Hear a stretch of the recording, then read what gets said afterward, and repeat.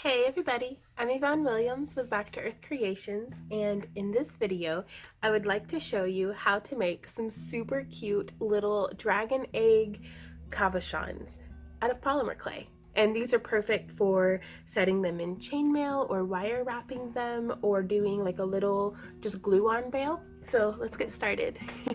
So here you can see some of the different tools that we're going to be using.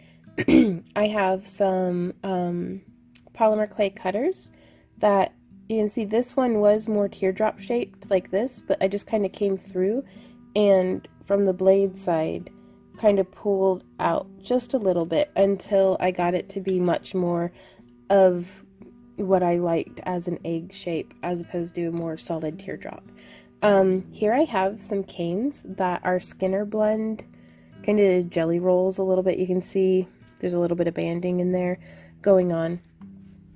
But on this one, what I did was I went through with my tissue blade and kind of cut into the sides of it. But I'll be doing some separate tutorials on these techniques, and you could use any variety of colors that you can think of, you know, to kind of blend them together. But this is a Skinner blend. And then I come through and you can see it's a little wider here at the base than it is at the tip. And to do that, I just kind of roll and taper it down. And this is a cane that I made probably about 3 years ago, so it doesn't necessarily have to be fresh clay. And so I'm just kind of rolling and bringing it down, and that way we get a nice size difference from one end to the other. And then I'm coming through with my tissue blade, and you can see on this one, I actually shaped it down a little bit into more of like a triangular dragon scale shape. But you could have them be more angular, you could have them be rounder or kind of boxy, just however you feel inspired. And I'm coming through and just slicing at maybe 2 millimeters thick. Just coming through and trying my best to keep them in order a little bit. And you can feel free to vary, you know, the thickness of the scales. But I find I like the way it looks whenever I'm very consistent.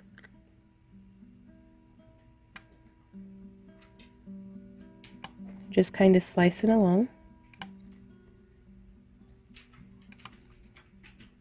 I'm not worrying too much about the cane distorting, because I kind of feel like, you know, I've never actually seen a dragon egg. There's no telling what it might look like.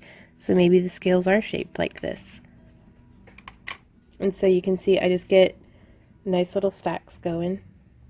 And move that back over to the side.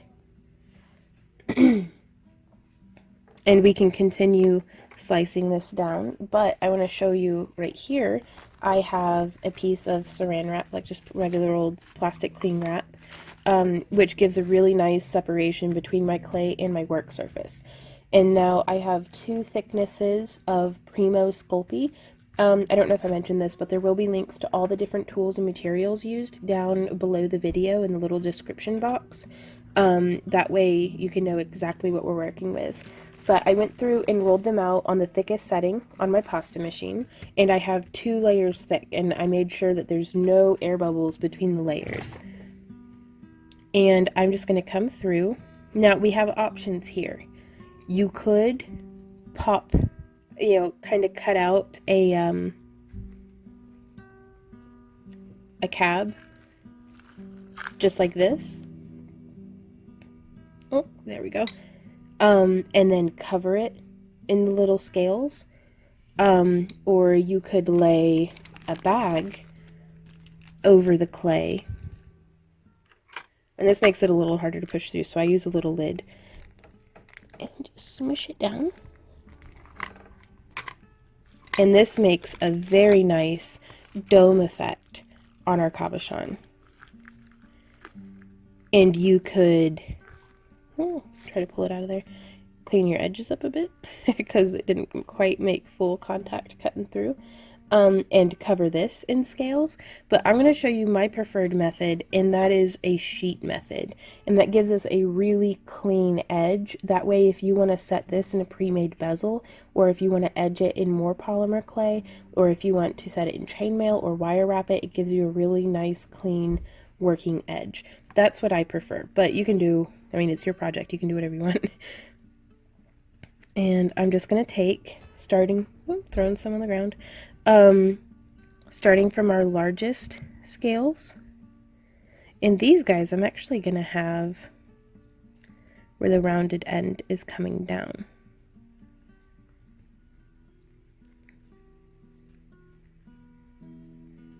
And I'm just doing a nice, generous strip. Just placing them, they almost look like little teeth, like a little row of, teeth on a sugar skull or something on this bottom row. So I think that'll be wide enough for us to get 3. I can actually use these that we cut out as a test to make sure, because I want to do 3 little pendants out of this. So I need to bring them out to right there too.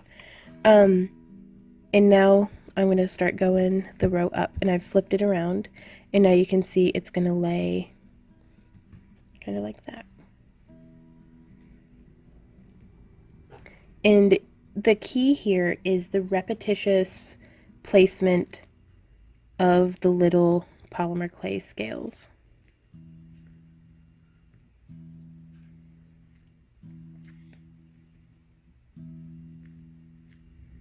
Just kind of place and press.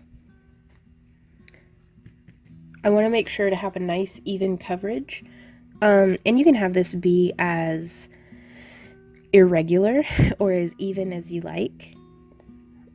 And now also keeping in mind that the gradient kind of changes, the size changes.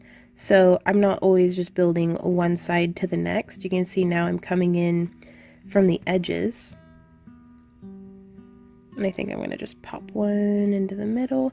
And this way it gives me a little bit more of an irregularity in my sizing.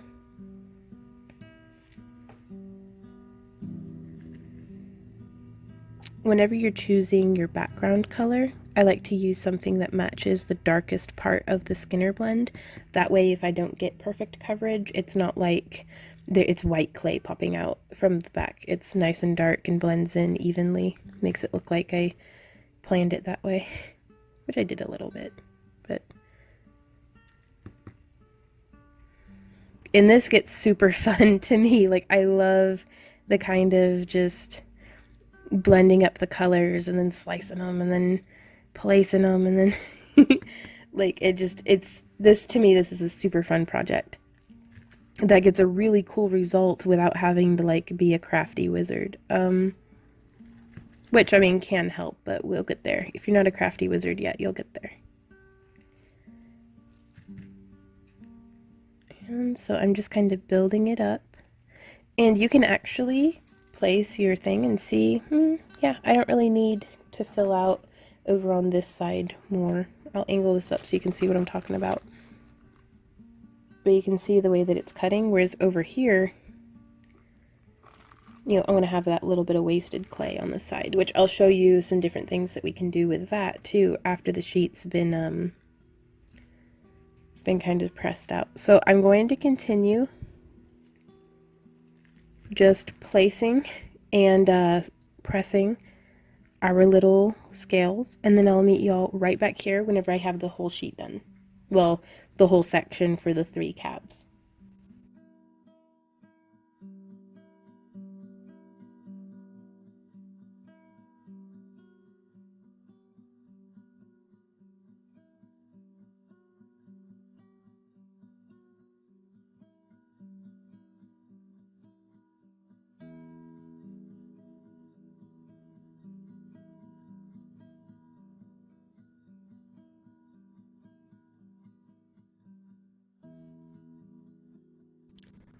So now you can see we have a very nice sheet of the overlaid scales going on, and it has a really nice 3-dimensional texture too.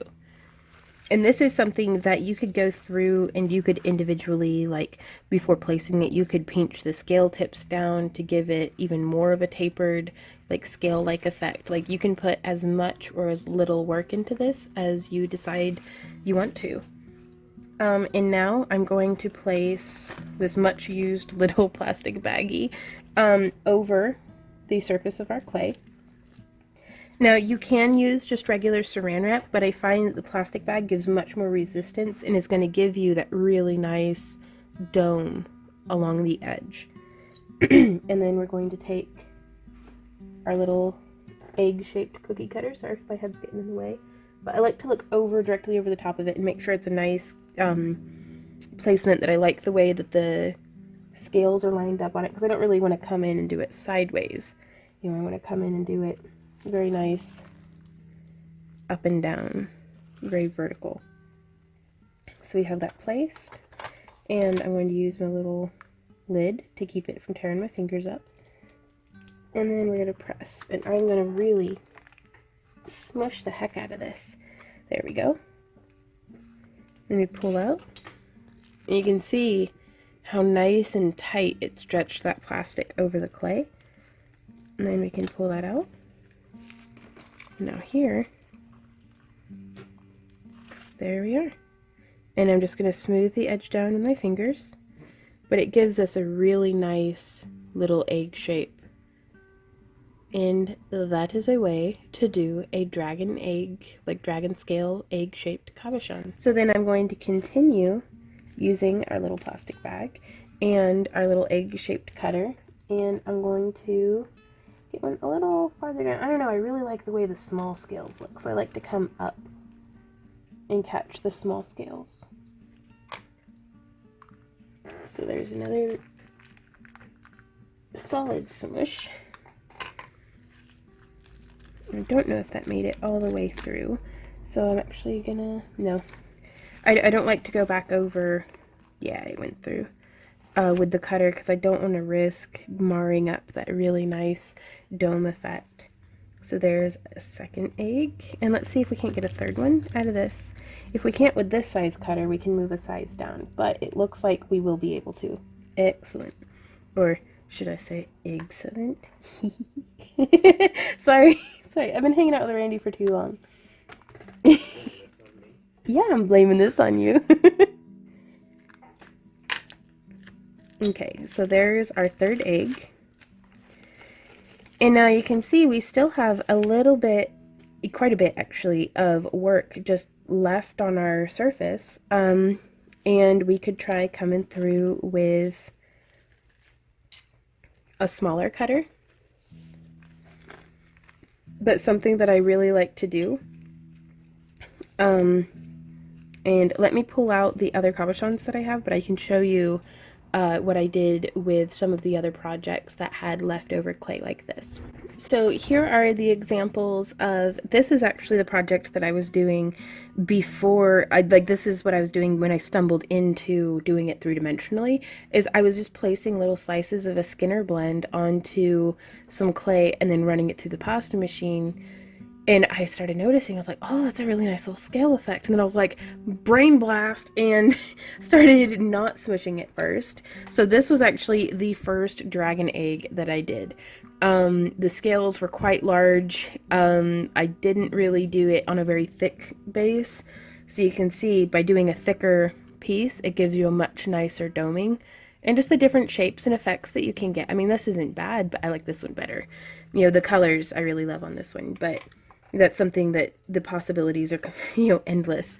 And so then I did run the scrap through the pasta machine and started to get some really cool little, just, you know, simplistic cabochons that you could wire wrap or set in chainmail or do whatever you want with.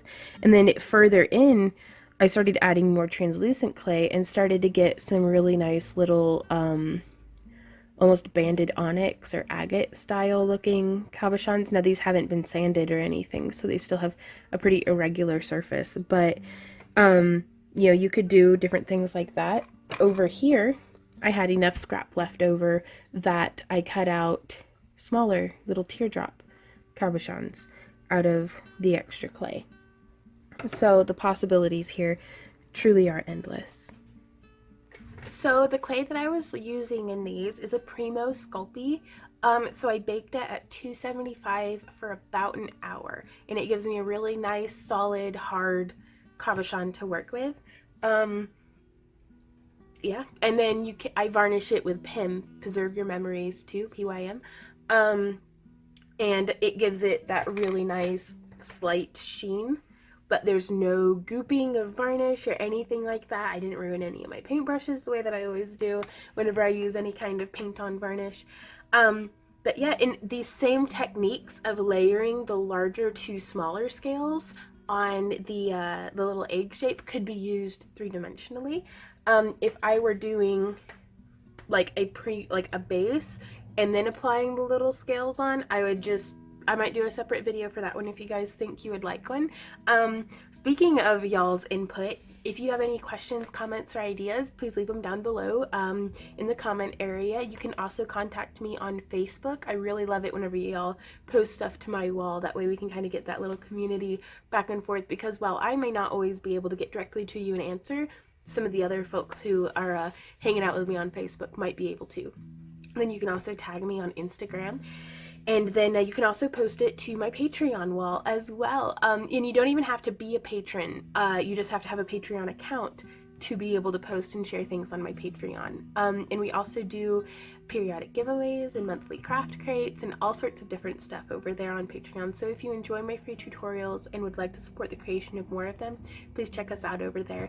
Because and even if you're not able or don't want to pledge, just keep enjoying these videos. That's all I can ask of you guys. Y'all's generosity and creativity inspires me every day. So please keep being awesome, and I'll see y'all in my next video. So happy crafting. Mwah!